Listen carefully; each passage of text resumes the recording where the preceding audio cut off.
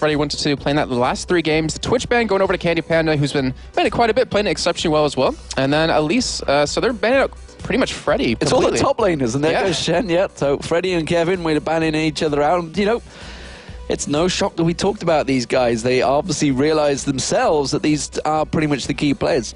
It also means that Ocelot is going to have a lot of champions left open, as is Slayer. No, Candy Panda are going to have a choice of ADs. Thresh currently not been banned either. I wonder whether Nif has been learning that one, whether Corellius may play something different than Sona for once. Yeah, he's been playing Sona every game so far. And there is Xin Zhao. Xin Zhao was actually available. Yeah, I don't. In the last game, he kind of lost his steam. He's kind of not as strong anymore than he was previously. People know how to counter it, maybe. Yeah, and it just, I mean, they're kind of building team comps differently a little bit now. Not really too valuable, but the Vi band over towards Hercules did play it in the jungle. Kayle open, a lot of things open, honestly, that could get picked out. Kayle was one of those champions that, honestly, in North America, it's a case of, when you left it open, I'm taking it.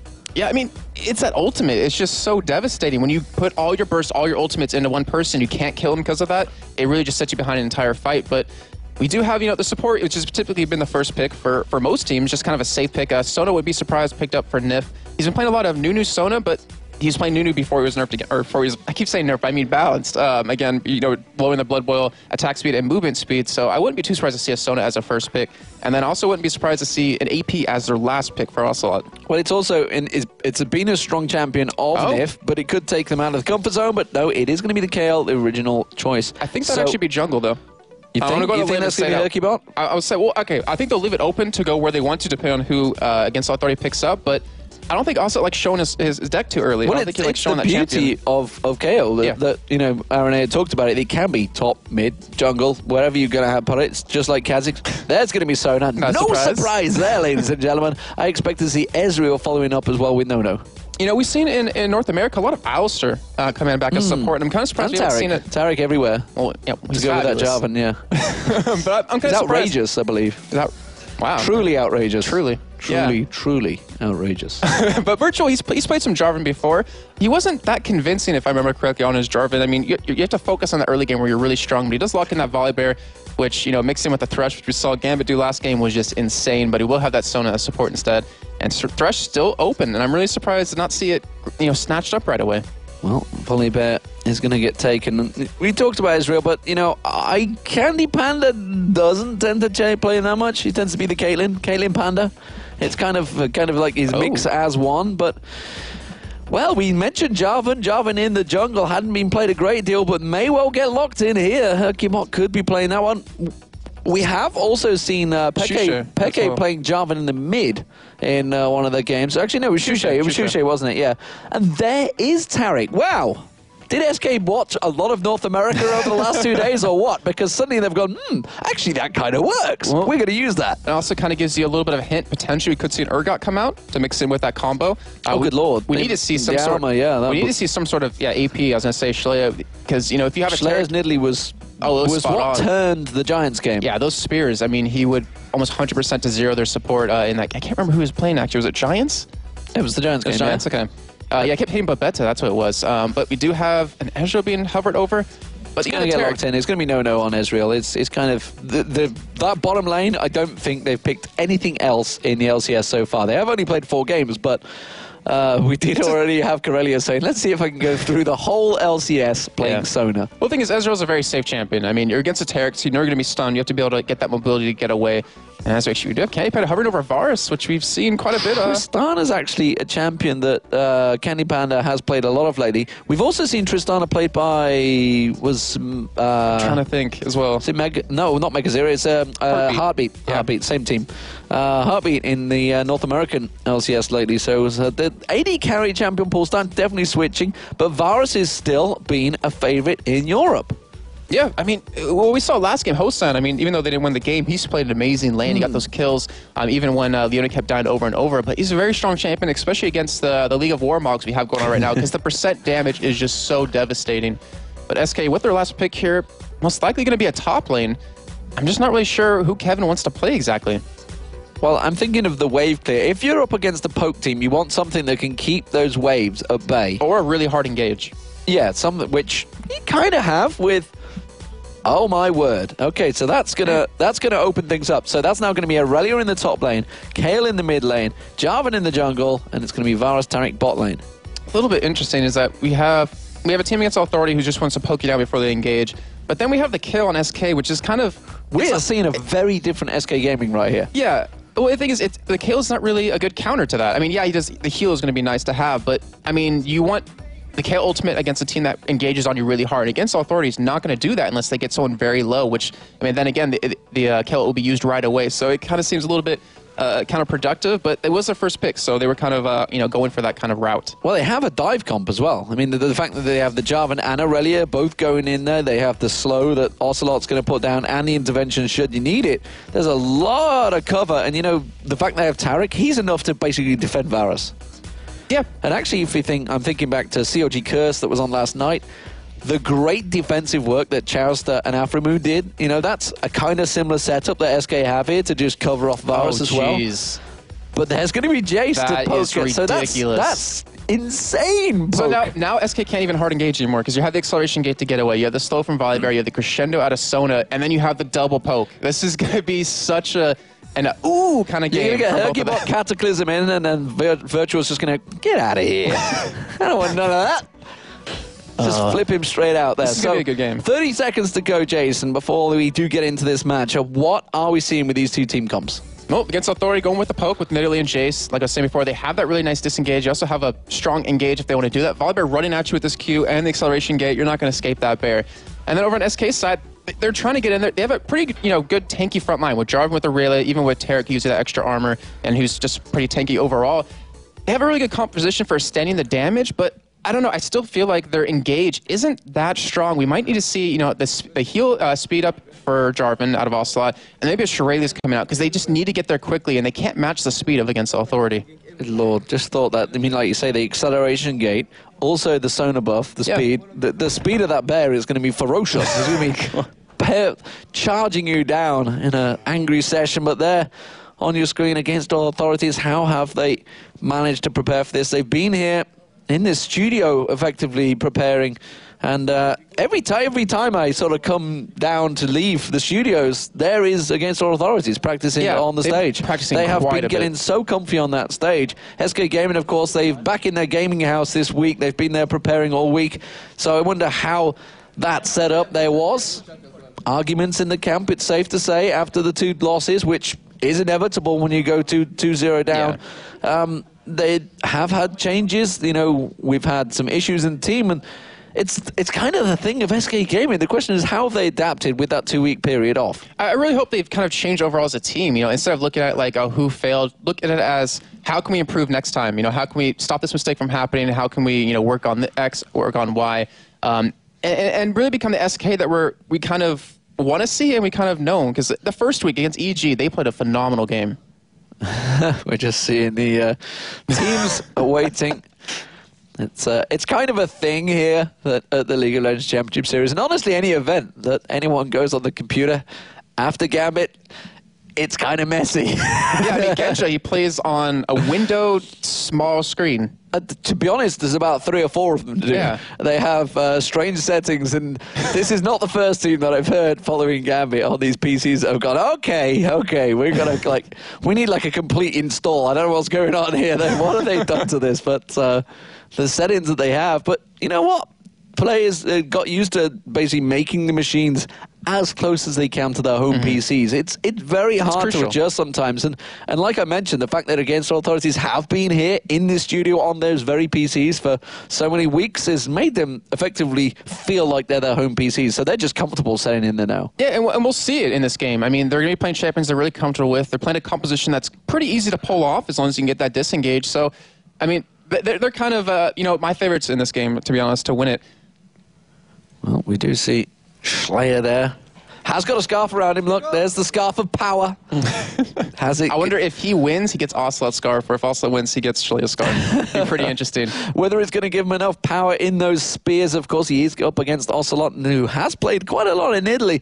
So Nidalee versus Kale. Interested to see how these lanes are going to balance themselves out. But we are getting into the game, ladies and gentlemen. If you have just joined us, this is the League of Legends Championship Series Super Weekend. It is SK Gaming versus Against All Authorities. It is a Friday, by the way, here, in case you've just woke up and thought, where am I? Why is this the weekend already? Well, it's not. It's actually a Friday. You've missed school, or whatever you've done. You've probably missed your lessons right now because you're watching League of Legends on the stream. Worth it. Make sure to say worth it out loud. Yeah, you got to make sure you get it out there. But we are coming into this game. SK Gaming as the blue team against All Authority as the red team, or AAA, and SK as we will refer to them in the game. But not really seeing anything from level 1, and honestly, neither team kind of have a setup. If anything, SK Gaming probably could have gone for the invade, but the Poke Comp's not a team you want to invade with. Yeah, and the thing is, we've seen pretty much every European team kind of run this exact kind of setup, and not in terms of team comp, but in terms of what they do at level 1. We have people waiting around their own red buff on the blue side, and as well as on the red side, they just kind of spread out, like in, I think it was Kobe saying, the line of scrimmage, just to hold their side, just to prevent any kind of invades, which I'm kind of surprised at how passive most teams are playing at level 1. Yeah, there's not been too many invades, late invades, and it's interesting because if you think back to the Season 2 finals, the regional finals, etc., there was a lot of talk about level 1. You know, the teams had to be aggressive. You know, I can't really use the words that Crepo used, but it's safe to say you've got to be a little bit more manly, I think is the expression that I can use. You've got to grow some balls. I could think you could get away with that one, but that's kind of what you've got to do in the level 1 fights. But we have seen teams win and lose matches in that level 1 session, so it's you know, it's safe to assume that sometimes these guys, when it's just a simple best of 1, win or lose, go home, as it were, session that you can have sometimes, because sometimes they only have one game in the LCS over a weekend like Gambit did last week, so they don't want to lose too much. But wow, he went really low there. But Freddy, Freddy taking the blue buff. Yeah, he's lane swapping, which is going to be kind of interesting in terms of his items, because he went for 6 or 7 health pots and 2 blue pots, which I mean, if you're going to get blue, then you don't really need to do that in lane. Well, maybe he wasn't sure he was going to get it. That's true. I mean, he could have saw invade and a steal, but actually do have Against Authority invading on this blue side as Jarvan is going to be spotted by that word going into the enemy jungle. This is going to be a smite steal as well with the virtual, and they have managed to get it, so they have both blue buffs. Hercubot's just come around to go, okay, they're invading, I'm going to get their blue buff. And their wolves, but damn, wait, it's gone. There. And that is a huge pickup for Against Authority, really denying Jarvan that early game advantage he really needs. And taking a look, just really quickly, just kind of run you through any special runes or mashes we're seeing. And Freddy 122, he's running 12 flat armor pen, which is kind of interesting to see him use. Obviously, he's going to want to be poking as much as possible in that late game. And of course, Nono and Candy Panda are both running that 1% crit, which we've seen. We talked to Crepo about Lewis Crepo, and it's like, why not? I mean, if you get that, actually, no, sorry, it's Hosen who's saying if you get that crit early on, you win your lane pretty much. At level 1, that's so much of their health that you're going to have such an easy time. And Nono also taking a book out of Genja's playbook, running that 15 flat armor pen, so he's really going for that damage against a really heavily armored team with Tarek. But dive is coming down on the spot lane. The dive is coming down, and we've seen it all weekend in North America. It's in the week, actually. It's not a weekend, but it's first blood nevertheless. It is going to be picked up by Hercubot. That will turn things around because that gives him the double buff. See, that's what I was talking about. That's what I was confused of seeing that many health pots and that many blue pots, because it's a Jarvan. I mean, he's so sneaky with the way he can get around the jungle. You have to expect some sort of gang like that, especially when you're going 1v2 against a Tarek who can just stun you. So losing that blue buff is really going to hurt him. But still, meantime, yeah, Against Authority pushing the top lane. Might be able to get this turret down before Kevin can do anything about it. Yeah, and Kevin is trying to keep them at bay. We've got North American here, ladies and gentlemen. So how do they counter this one? Well, we know. Meanwhile, down the bottom, actually, wow, very, very, very low Tarek there. Nif with absolutely no hit points showing on the blip board there. That was simply a case of tanking the turret. They are going to keep pushing, and they're going to keep pushing both sides. They should be able to defend this one off. They won't go too deep. I mean, actually, well, we saw like a mirrored push. I cannot remember the teams off the top of my head, but I think it was Daintos and Curse, if I'm not mistaken. Yep. Both pushing their bot lanes like that, bot and top at the same time, but they're still denying a lot of farm over to Kevin because Aurelia, she's not that strong early on. I mean, she has some decent power, but you have to get tanky on her now since attack speed costs so much more to buy. Well, how does this work out? Who does this favor? Taking the turrets down this early, does it favor the poke comp, or does it favor the strong, aggressive, and counter team? That's the thing I'm trying to figure out is that, I mean, yeah, for Against Authority, you have the poke comp, so the later the game goes on, the more damage you're going to do with your poke. And then SK has a really hard engaged team, but taking these turrets, getting as much gold as possible early on is going to help you get the tier earlier on Shalea. It's going to help you get potentially a Shuralias onto Coryllis so you can escape a little bit quicker. So Against Authority, I think, has the advantage with this whole thing that happened, but they are down, about 800 gold at this point. Well, Hercubot standing on a ward there, so Shalea wasn't going to fall for that one. Being pressured back to his tower. He is down on CS, 39 to 22. Quite a difference in that mid lane early on. Yeah, and Ocelot's going to... Well, I mean, you're talking about Gambit taking a finger, or if you give him a finger, they're going to take an arm. Ocelot does the exact same thing. If he gets any sort of advantage in that mid lane, to use that to that full extent. We do have a pink ward going down onto Dragon, and against Authority, I mean, they have all 5 members down towards the middle. Actually, in the middle of this map, we might see that 5-man push on this mid lane, and then turn that into a Dragon on top of that. Could be an early 5-lane poke. We do see Freddy instead going to go back, so I expect to see him go into top lane against all Authority. Is now going to rotate down to that bottom and try and keep the pressure down on that bottom lane. Hercubot well aware that Virtual was there, of course, putting down his own ward, but there's a pink there, and it's going to be Virtual clearing it straight out. I think we could have saw actually a 5-man mid push if Against Authority had their own blue buff, because they did lose it on Freddy, and then they also gave the other one to Virtual, who stole it away. So if they had that blue buff, they could have pushed the mid lane. They could have had, limited harass, which, SK can't really deal with at this point. But instead, they're just going to play a little bit passive, just back off, and we do have the 80 carry support going down into this bottom lane. Another 1v2 happening yet again. And there's a switch around. Yeah, they're actually sending the Aurelia down the bottom there, so Kevin's quite happy to go 2v1 like you mentioned, and it's actually Ocelot is returning to that mid lane, so it's going to be a 3-man stack for SK Gaming, potentially going to go for Dragon here, although I believe Hercubot, he's on the golems at the moment, whether he's going to go back. They're getting in position. It would be an early Dragon if they were to go for it. They did also see the pink ward down there, but Kevin continuing to keep them busy here. And we've seen CLG and A talk about this quite a bit. They're pretty much when the 80 carry support take that bottom turret, they switch to the mid lane and push that turret as hard as possible, because it's really... Oh, Kennypan actually getting tossed in and getting hit with the turret. Going straight in towards it. Virtual, is there enough damage? No, they thought about following up there. Of course, they have got the intervention should they require it, but they didn't manage to go for it. They do have Hercubot coming out the side, though. Slayer just pounces away in time. And this might be another turret going over to SK. They're being very aggressive. They're trying to take as much gold as possible, not delay this game, and not give Against Authority that chance to get the mana they need to just poke forever. And that was actually a really great play of SK. That really was. That transition from the bot lane to the mid lane was perfect. Well, this is very early push in here. Candy Panda still only at level 5, doesn't have that ultimate available. There's no crescendo from Slayer, from Coryllis, of course. He's only level 4, so he can't crescendo and keep them at bay from this turret. They have a 4-man SK push. Are they going to rotate round? They realize the blue buff is up. It's a full-on aggressive push towards that blue buff, and it's also making No-No back away in that bottom lane. And, don't face check that. Okay, you did spot it with that Mystic shot, so he knows they are taking this away. And this is what EG did to SK in the second game they met up, because we had Ocelot running Nidalee in the mid lane. They denied those blue buffs away from him, so they could not pull off any sort of extended siege. It's a great play of SK to pretty much look at what they did wrong when they ran that poke comp and fix it. And it's a good fix, really, for the fact that they didn't have a blue buff at the start. They had them both stolen away. Hercubot has really adapted very well, but Against Authority realize they've pushed SK down the bottom of the map. Can they try and get a little bit of poke on this middle turret? Slayer's going to have a minion wave to try and get a poke on there. Also tosses the spear out straight into Kevin's face. And actually, interesting item. We see Stinger picked up as the first one for Kevin.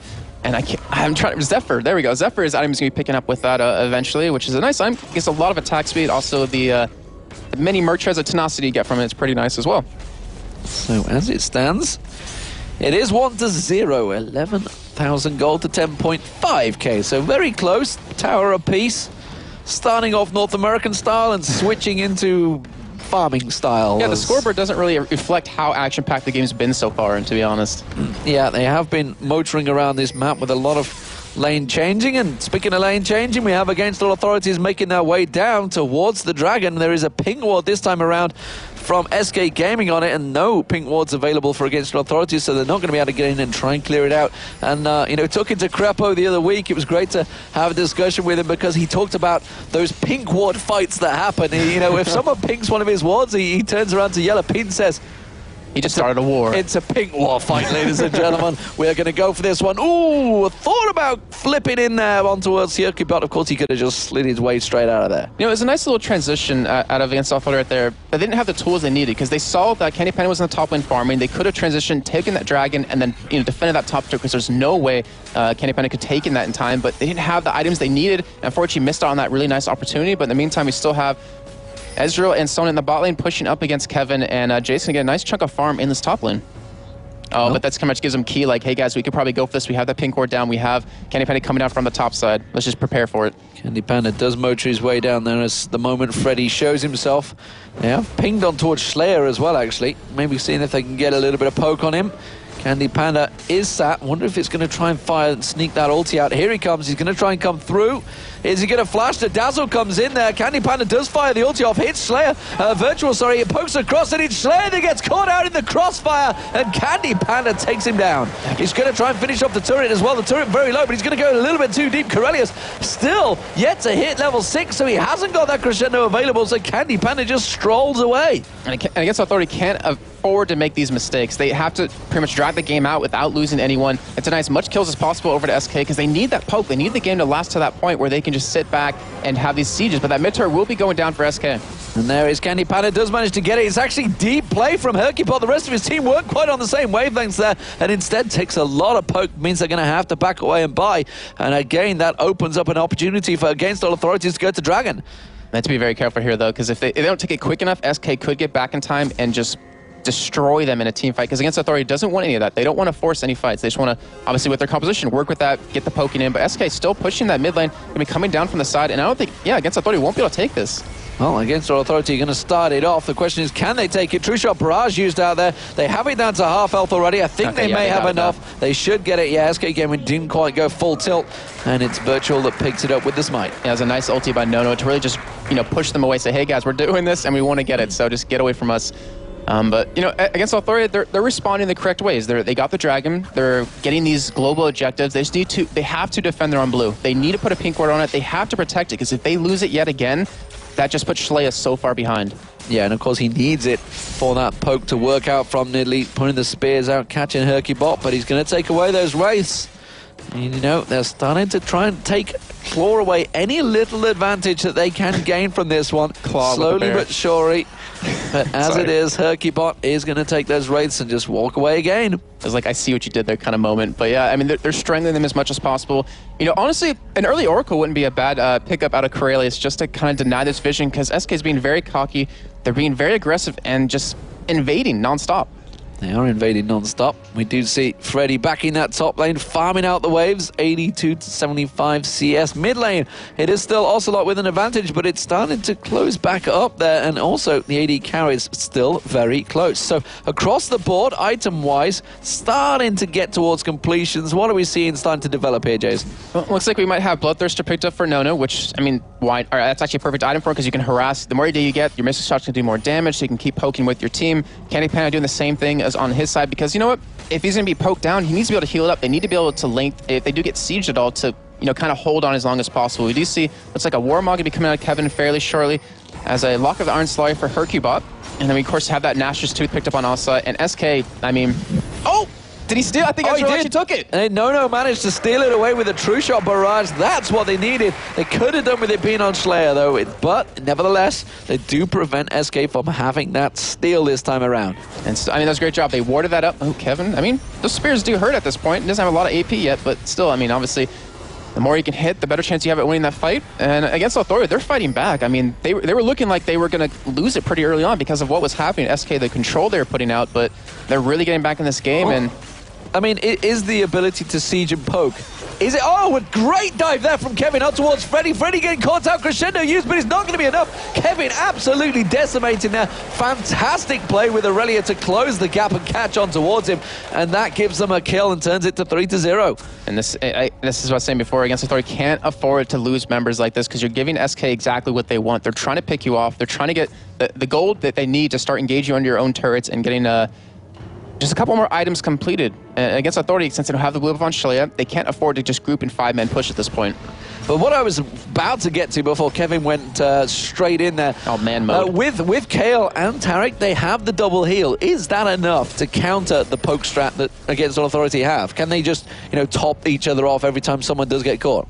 At a certain point, yes, but if Shlaya gets enough AP, it won't really matter in the end, because they're going to pop that hard engage with the Jace acceleration gate, with the bear running at you, with the speed out of Sona. They're going to, hop on top of you. But if they keep Shlaya underfarmed and without the items he needs, they easily could heal that up. But then again, Tarek, it doesn't heal with a lot, and it uses a lot of mana. But Offside will obviously have some AP behind him.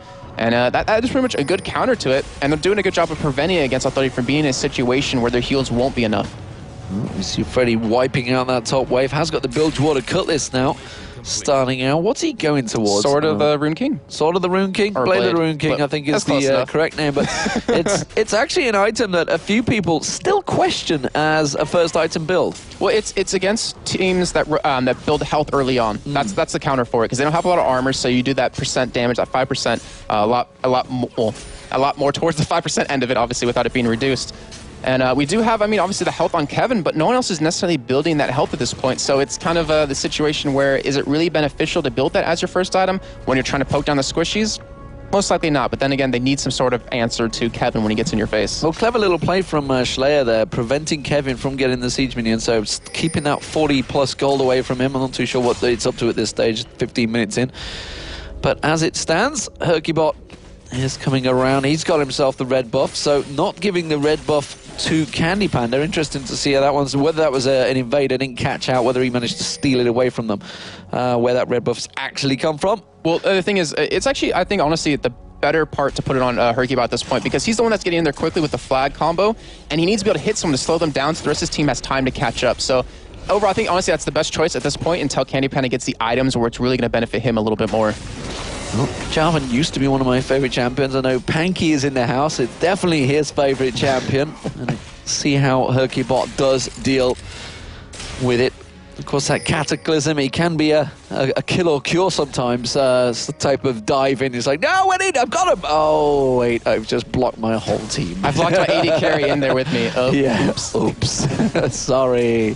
But as it stands, SK Gaming are the ones that are pushing. They're the ones that are starting to be aggressive here. They're the ones that are keeping the lanes shoving towards them. So that poke strat is kind of going against them. And from what I recall of my days alongside Jat, if the poke strat starts to fall behind, it is very, very hard to get back. Yeah, but I think also SK is giving them an opportunity to make it work as well, because they're giving them this free farm. They're trying to push the waves up, but they're not grouping. They're not trying to get these turrets and get these objectives. So, you know, Schley, as we see, he has an UC large rod. His tier is almost stacked. He's getting the items he needs to just be really effective with this poke. Fortunately, Jace doesn't have one. He doesn't go for a tier, which is a little bit interesting. If they're trying to go for a full-on poke comp, he's going to need that extra mana. But against Authority, they're really getting back into this game, and they're trying to shut SK down.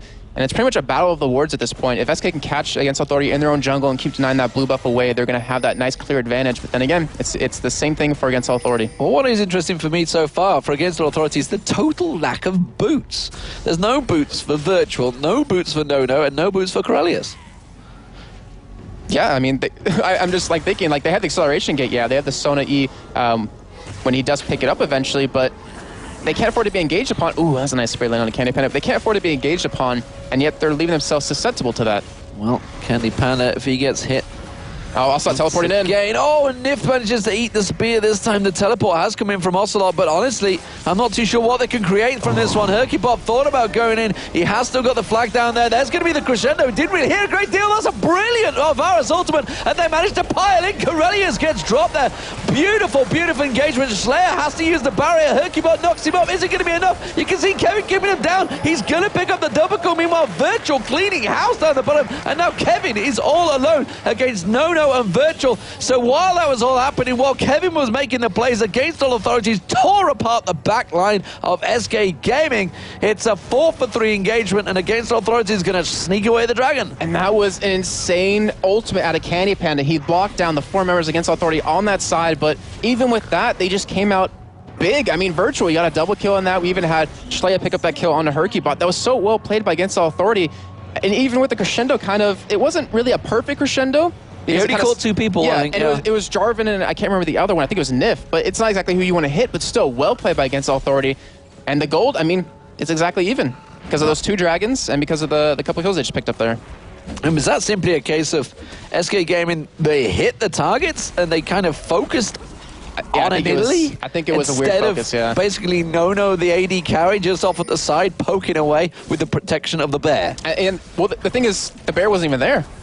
He actually pushed into the backside of SK, while Nono was pretty much stuck with Corrales. Well, they chased Schleia, though, but it's exactly right. They didn't go over to Nono after Schleia got away. They killed Schleia, yeah, but Nono was just free to attack as much as possible and get the damage in that they needed. So they need to, protect Candy Panda. Also, might need to sit a little bit back just to get that ultimate onto him if they do need it, but he's kind of using that to commit to someone that's going into the front line. Well, we do actually, he didn't use it last fight. Pink now looking at it. From Corellius onto Baron, and 6-4 in kills currently, 2-1 in turrets. Just 500 gold between the teams. Very close here, coming into the 20-minute mark. Don't really know which way this one could turn. The poke strat versus the full-on engagement. And as it is, the poke strat is starting to push. And when those spears do keep landing, it is going to start hurting, especially when it hits the support. The ultimate being slung out there from Candy Panda, but immediately the poke from Nono. There's the true shot barrage. Candy Panda, you're going to have to go home, and the poke's going to continue pushing forward on towards the turrets. And you mentioned if a poke falls behind you, you're talking about Jet, then they fall really behind. But because of that fight, they are easily back in this game, and they keep hitting Candy Panda, which is the problem that he had when he was playing Twitch against, I think it was... Well, it's the problem that every AD carrier has, that they just kick. They're like a magnet to those pokes in that mid lane, but it is going to be another turret picked up, and that's a great push from Against All Authority, taking those 2 mid turrets. Yeah, that was such a great job by them. If they can keep letting this poke, it's going to be perfect, and they still don't have the boots, which you were mentioning before. We might see a couple of those picked up fairly shortly. I mean, even Corrales, who's pretty much he got the Field Stone early on, and they went for the Ruby Sightstone as his first real big buy, and because of that, he was trying to create... I mean, that to me is really dangerous, because there's a reason for it. If you get dived and caught, you're not going to escape. But there's a reason for it. Is because they kept getting invaded upon by SK in their own jungle, so he had to use some sort of item, which that benefits him way more, to keep his own jungle warded. He had to protect it. He needed the blue buff, which we're now seeing on Schleia. It created some opportunities for them to pick up a couple kills in their own jungle, and that was actually the perfect item, I think, for him to get. So very ballsy play from Against All Authority so far. It's working out. Seems to be working out. They have the 3-2 turret advantage. They now have the gold lead, although it is only a tiny, tiny lead, so not really too strong. Candy Panda nearly managed to get the combo out there. I'm not sure whether that's a possibility. Well, some expert Varus players could tell me whether they can take it. I know some champions can poke it out quickly.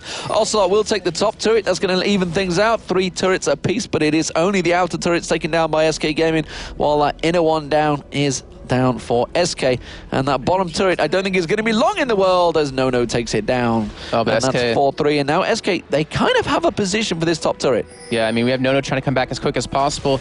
They have the ability to take it, but then again, Against Authority, they're responding to it. They're getting up towards that top lane. We need to see Virtual and Corrales hit up there as well, as they finally do make their way, but Ocelot is kind of being left unchecked because he's been in that top lane pushing non-stop. They're going to go for the bear. Virtual down, meanwhile, just off the screen. There it is. Virtual is going to get focused on. You can see Hercubot diving through. Corellius is there. Plus the crescendo across 4 members. Is it going to be enough to keep him around? There's no damage coming out. That's the problem. Virtual was caught out, and nobody was really in a position to counter it, so the damage just didn't go down. That's a crescendo down as well. That was such a perfect crescendo. Unfortunately, there was no follow-up, and Corrales might want to invest in a little bit of an Oracle, because even though SK lost those 2 mid-turrets and they lost a couple of people, they're still being aggressive. They're still pushing into Against Authority, not letting them get the fights that they want. They're not letting Against Authority push up and just do the sieges that they're trying to, well, at least what their composition's ideally made for. Oh, you can see the thinking from Against Authority there. They realized they needed to try to keep SK Gaming from backing off. They pinged the bottom lane, but they were too late. They'd already backed, and that bottom lane is not going to be able to push itself. Immediately, Hercubot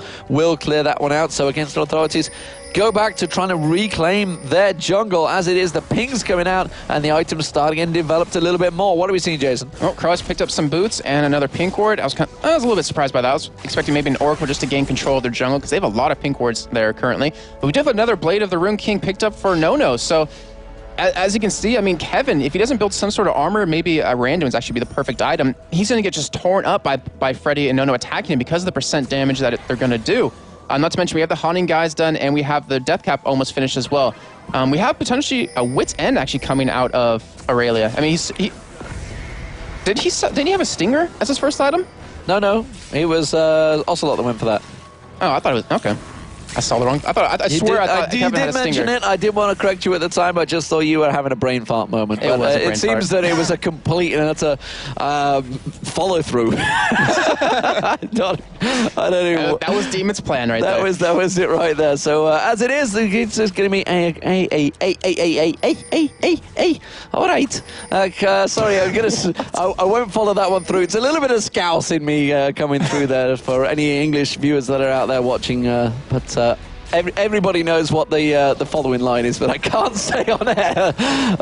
As it is against Authority, they're going to get engaged on. He's going to get caught straight out. Slayer gets flipped straight in there again, and they are taking low, but immediate cataclysm. They're all very low now. Virtual is going to get dropped there. The bear is taken out of it.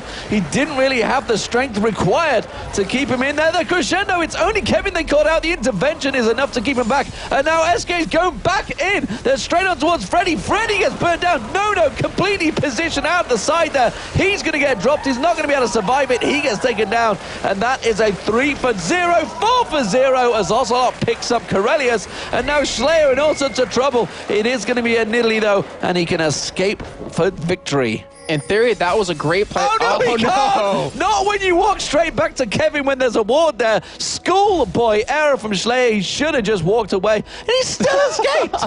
Oh, that's because they just want the dragon. They don't care. He's going to try and spear it. That's a dangerous play, though, to keep a spears off the side there. He could steal this one. Oh, home guard boost. Ocelot home guard boost coming straight in. Can he catch him down? He's just going to get the slow. One more hit. Oh, no, the home guard's run out, and he's still pouncing away.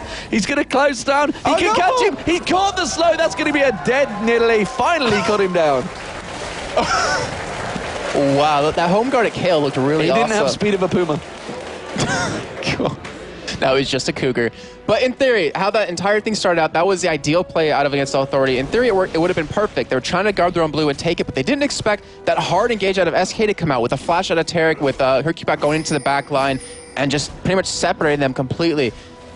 Wow, overall, just what a great play by SK, and that turnaround they did, because they were, running away. We had Corellius, who wasn't in the fight to begin with. He flashed in, went with the crescendo, only hit Kevin, but we had also follow up with the intervention, and they just turned. They just destroyed against Authority, picking up that 5-0. Well, as it stands, against Authorities have to try and turn this around, because they've been caught out a few too many times, and when a Pokemon gets caught, it just runs, flees, and dissipates. And we saw when Ocelot came in with those home guarded boots last time, he had those purple glows around his hands. That's because he picked up a Lich Bane, which, I mean, on the ways Kale's been built, it's Leandre's as your second item, but he's going for that burst. He wants to just hit someone and just destroy them, because you have a lot of healing out of Nidalee, you have a lot of healing out of Corellius as well, so they're just trying to blow someone up, and honestly, as you saw right there, he took Slayer down a third of his health with one hit. Well, they thought about collapsing around the side of them. We do have Candy Panda coming from the side as well. They may well do it. Nif, with that Oracle, being very aggressive and trying to take down that ward. As it stands, nice Candy Panda, who has managed to land a couple of pretty impressive ultis so far that kind of got triggered these things off. And Kevin has been closing that distance, and they have to be careful with these minion waves. That's how Kevin's been closing the gap before. He's just been zipping up there, using Aurelia's abilities to close that gap. Yeah, I mean, I guess Authority, they have to be really careful here, because if they lose one more major team fight, they're going to have pretty much an impossible time getting back into the game. They can't really afford to push up and siege at this point. We don't have that blue buff on Shlaya, though he does have his tier pretty much, yeah, he has it fully stacked at this point. He has a lot of damage with that death cap, but if you can't, get that blue and have the cooldown reduction and keep throwing spears and land them, then SK is just going to get that hard engage, because they have all their ultimates up, and this flash is going to be up very shortly.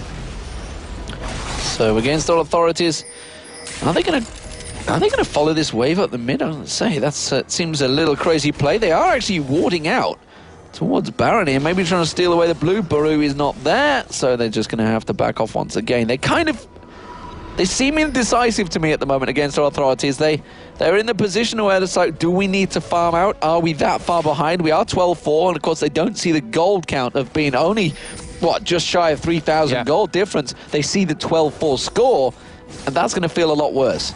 Yeah, it's a really good point, but I think hopefully Corellius sees this, because actually he does perfectly good, because he had enough money for an Oracle, and he knew that SK had one as well. Nif picked one up, was picking up a lot of wards, so he had to respond picking up one for himself, which he did, which is honestly the great idea, because if you look how many wards are currently in against Authority's jungle. If they didn't have that Oracle right now, they probably were going to be caught and picked off one by one.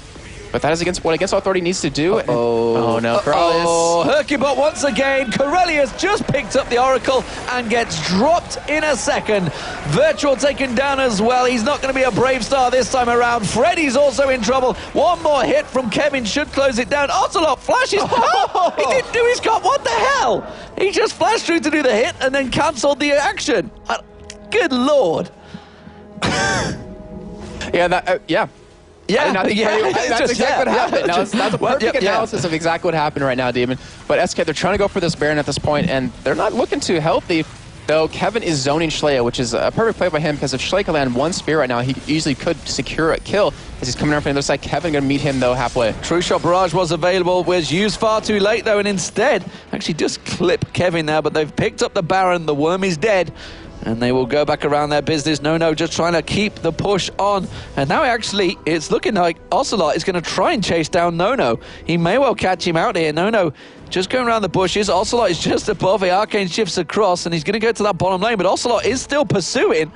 He has that Lich Bane to try and catch him out. He's going to go straight into that bush. He will be very close. Will he catch him? One hit. He has caught him out there, and he just drops him in a split second. It's going to be a dead No. Ocelot will be able to take him down. It hasn't got enough to slow him. One more hit. Oh, the barrier. Could he turn it around? No, he can't. Ocelot picks it up. Holy crap. That damage spike out of Ocelot was insane. No, I mean, he shouldn't be in a position to get caught like that, or in terms of in a fight, but that was just ridiculous. Well, there was no limit.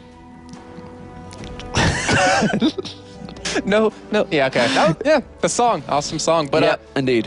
We talked about Kevin in the previous weeks being their rock, being the person that can always will win his lane and would be very helpful for him as the game progressed. But he's sitting at 4-0-5 right now. He's keeping true to that, even picking up a Wit's End. And Schleier's trying to split push here, and they're just going to lose out. They have a poke comp, not a split push comp, and he's trying to do it with Nidalee. You can see he's off to the side. Hercubot is backing away, but immediately they just take a tower easily because they realize it's going to be a straight 4v4, and without their main mid lane, Kevin also beating down the mid turret now. SK Gaming are just taking everything they can. Of course, they have the Baron, so there's nothing to stop them. And they have two healers behind him as well, with an Ocelot with quite a bit of AP sitting at almost 400 at this point, so you're not really going to do much damage to anyone. Any poke you do at this point with the Baron buff is just going to be completely nullified. And you asked me earlier, having the double healers, will it be enough to counter the poke comp? And I mentioned if Against Authority falls behind, then it definitely will. And that's exactly what's happening.